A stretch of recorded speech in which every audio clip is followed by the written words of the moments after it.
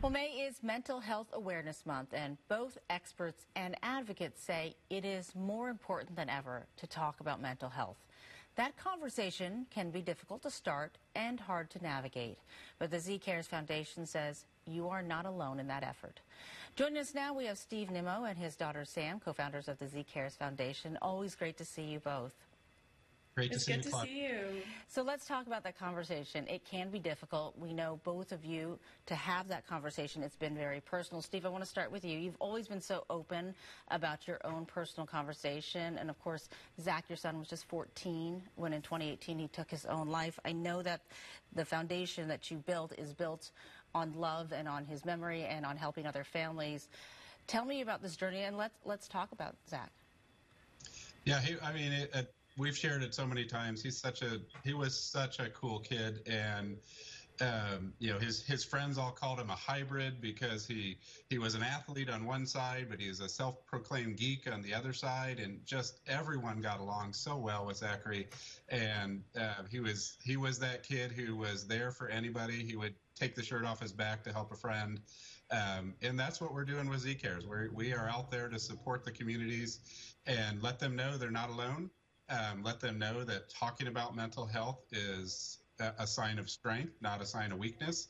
And, mental health is a normal thing that everyone goes through. And just the simple act of opening up and having a really meaningful conversation can really help someone kind of turn the page and start the journey towards coping. I think it also shows that when you're struggling with mental health, it doesn't mean that you're sad all the time. It doesn't mean that every moment of you or every side of you is part of the struggle. It is all part of this one big picture, right? No, for sure. It doesn't have to define you. It's the same as, if you sprained your ankle or, broke your leg or whatever, that doesn't define who you are. To me, mental health should be considered in that same conversation with physical health. It's just something that needs some attention and possibly needs some professional help, but it's not who you are, and it doesn't have to define your future. Yep, and let's make it not so scary to talk about. Sam, you have your Sit Down with Sam podcast. You and I had a great conversation, really enjoyed that. And I think that's part of it, right? Let's talk about it. Let's not be so scared to bring it up, because the first conversation can lead to the second conversation, and we can all find out where we are in that journey. Yeah, definitely. And something that I've noticed just by interviewing people through my podcast is just watching almost a weight be lifted off of their shoulder when they do talk about what they're struggling with and when they do talk about their mental health. And just seeing people go through that journey is so beautiful and inspiring to me, because I know that's going to help so many other people just by simply listening to their story and knowing, like, wow, this person got through this, I can do that too. And just giving them that hope and that light and some tools to cope is really important. And Sam, what do you think in terms of age? Do you think that, younger people are getting better about having this conversation and not being scared? I mean, I think in a lot of ways it is the younger generation who is telling the older generation, don't be so worried about talking about this. This is something we are all dealing with. Yeah, definitely. I definitely have seen an increase of younger people talking about mental health, which is awesome, and that makes me so happy. And I think, it's just all about breaking the stigma, and I really think we are on the right path. The next step is, how are we going to approach these people? How are we going to get them the help and the resources?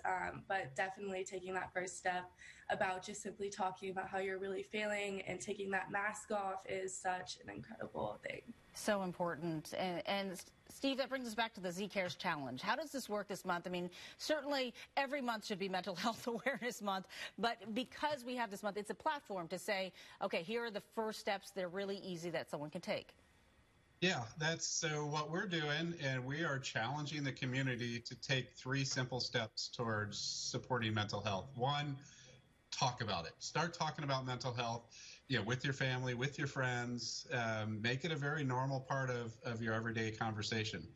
Number 2, check in on friends and family. It can be as simple as a text to say, hey, I'm thinking about you. And that can go a long way in someone's day, to know someone is out there.